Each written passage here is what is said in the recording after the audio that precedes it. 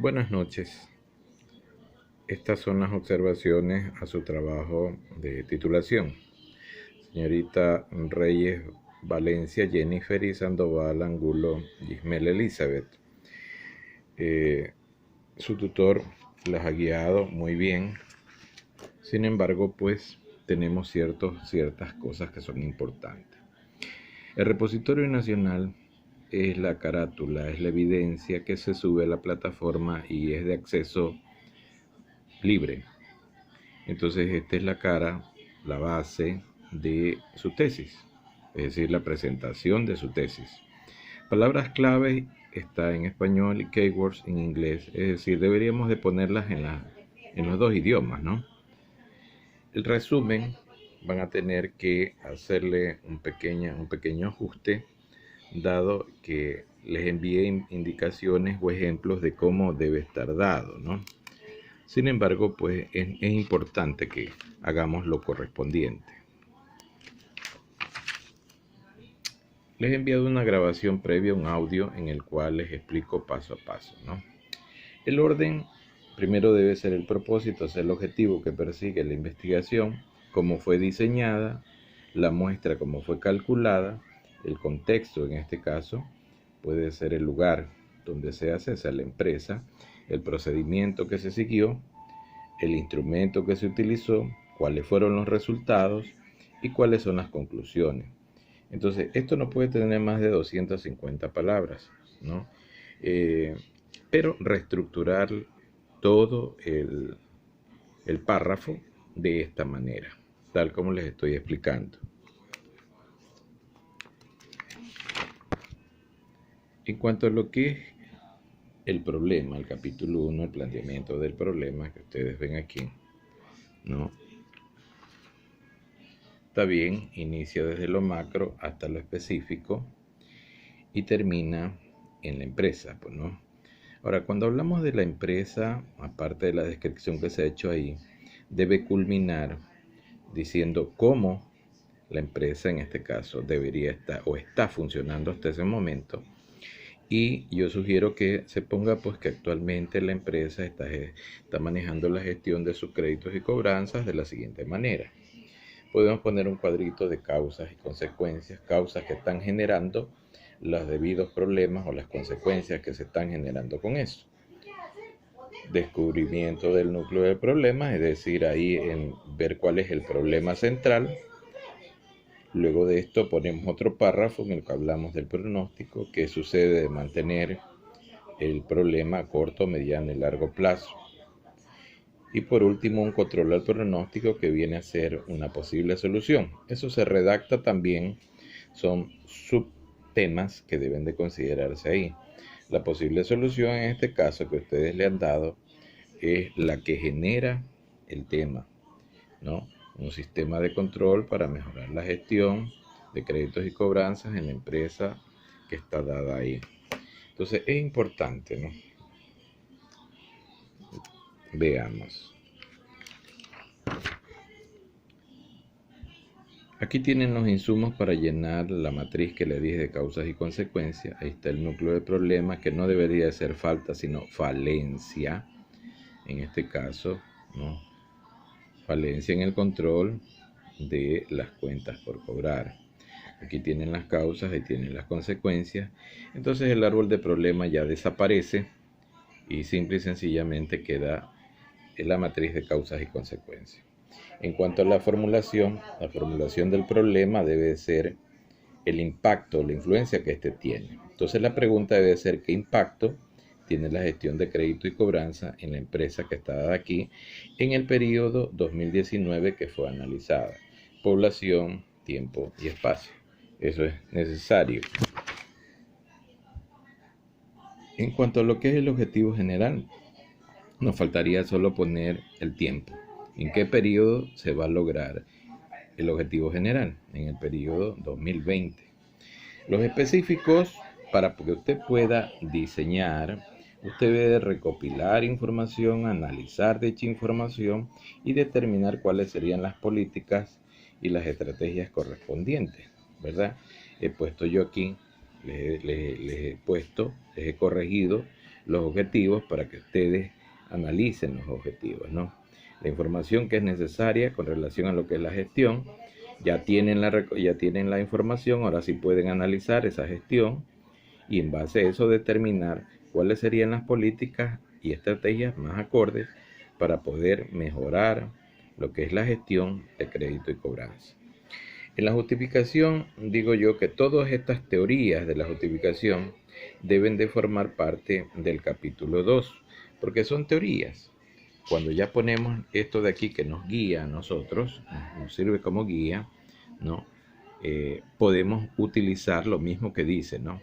¿Cómo se formula o cómo se estructura una justificación teórica? Pues la teoría, que en este caso ustedes han puesto que es COSO, ¿verdad?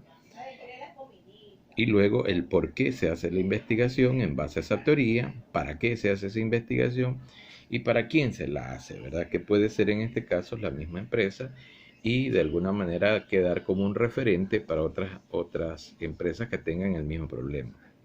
La justificación práctica en base a lo que ustedes están viendo en las teorías debe de responder a una pregunta, ¿cómo su investigación, en este caso, va a resolver el problema?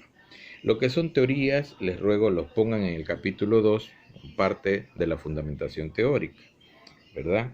Entonces usted me tiene que decir cómo, aquí en el párrafo, cómo su investigación resuelve o resolvería el problema.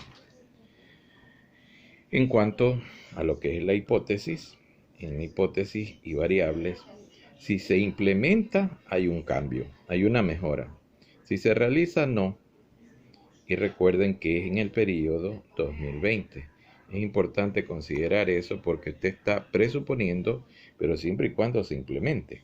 Si no se implementa, ¿en qué periodo? Obviamente en el 2020 vamos a tener una mejoría en la gestión de créditos y cobranzas, ¿no?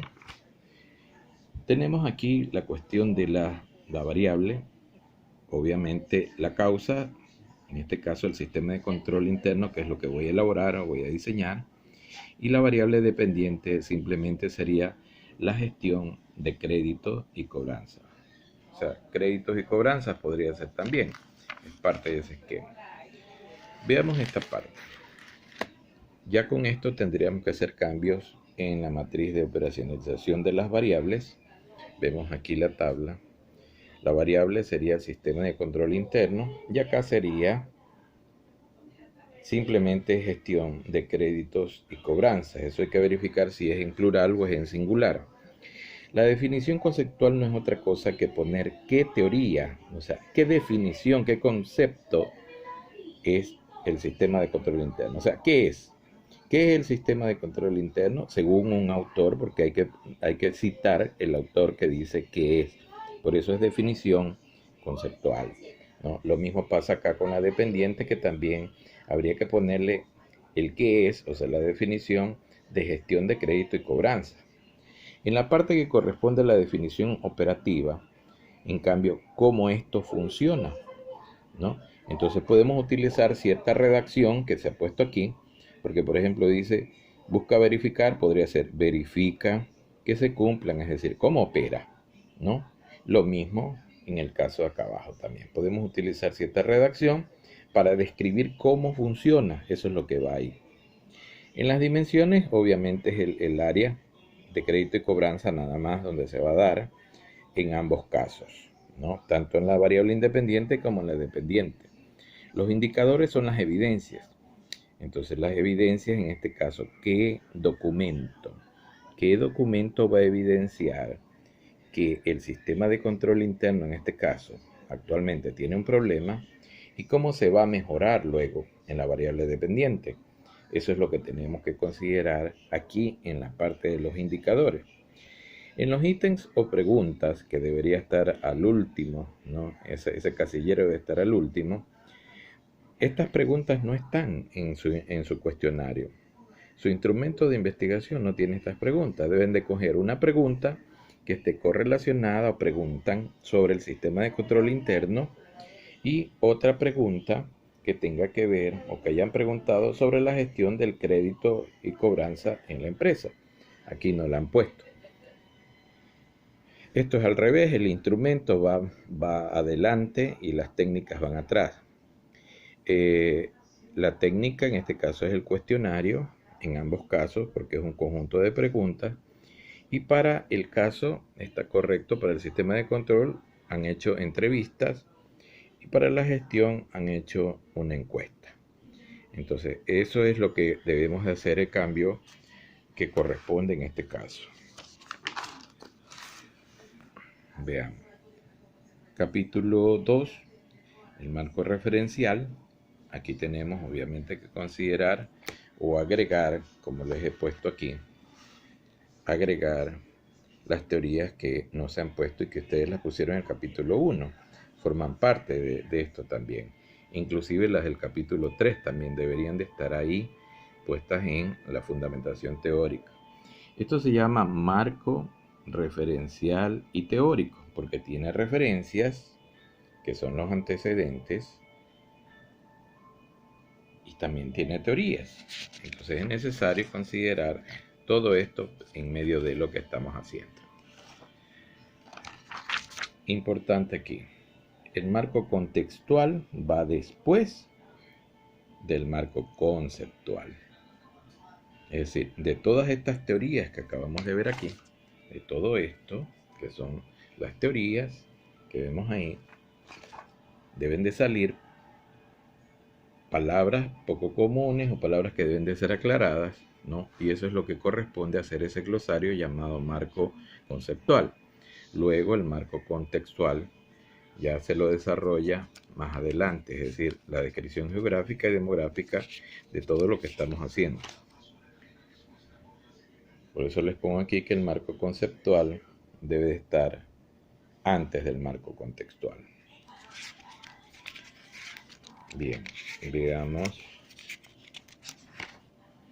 Vamos al capítulo número 3. El capítulo número 3 se llama Diseño metodológico de la investigación, no metodología aplicada. Y tiene un orden.